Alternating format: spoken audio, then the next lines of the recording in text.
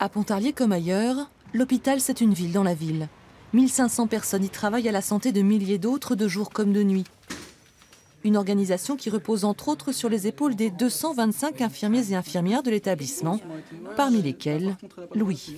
D'accord. Le pansement a été refait ce matin, c'est propre. C'est le qui avait un pansement sur taille. Ouais. Louis aime son métier et les sapins. Il se verrait bien faire carrière sur place. J'aimerais bien, ça serait vraiment chouette pour mon avenir. Malheureusement, je crois que c'est quand même compliqué d'obtenir un CDI rapidement. Est-ce que vous avez pensé déjà à vous établir en Suisse, par exemple? Oui, bien sûr. Oui, bah c'est sûr que pour quelqu'un qui travaille à côté de la frontière, c'est quelque chose qui quand même peut être intéressant. Donc sur le plan financier, surtout avec les salaires qui sont proposés en Suisse, contrairement à ceux qui sont proposés à l'hôpital français. Chaque année, au moins 18 de ses collègues migrent en Suisse. Forcément, le salaire débutant y est multiplié par 2,5 à 3. Et l'attraction est quasi irrésistible sur certaines spécialités comme la psychiatrie. Alors les services n'ont d'autre choix que de s'adapter, bon an, mal an. Il faut quand même un certain temps pour acquérir certaines compétences spécifiques à l'unité où vous travaillez. Et bah oui, c'est pas toujours évident, il y a un accompagnement à faire. Et puis des fois, vous formez les gens et puis 6 mois après, ils vous disent bah non, finalement, j'ai trouvé un autre poste ailleurs, en Suisse entre autres. Et on recommence et voilà. Pour nous, ça, c'est vraiment très préjudiciable. Parce que quand un infirmier spécialisé, infirmier de bloc ou plus rarement infirmier anesthésiste s'en va, là, c'est vraiment une perte de compétences et de connaissances qu'on ne va pas remplacer aussi facilement. Est-ce que vous avez une politique spécifique pour essayer de fixer le personnel quand vous le trouvez, quand vous le recrutez? Alors, non, difficilement, puisque nous, on dépend de règles statutaires nationales, donc auxquelles on ne peut pas véritablement déroger.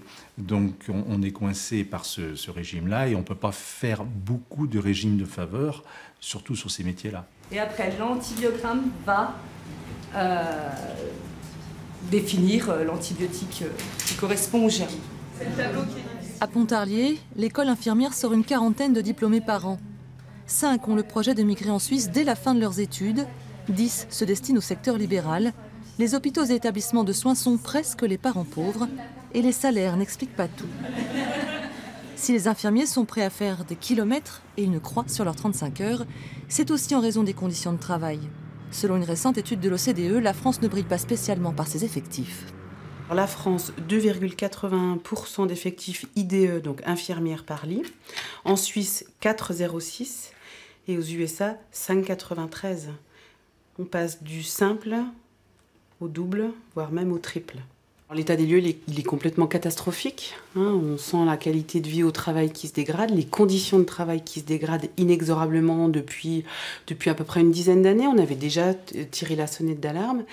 Le manque d'effectifs, qui pèsent beaucoup sur la profession d'infirmière, et puis qui ne vont plus en adéquation avec leurs valeurs professionnelles.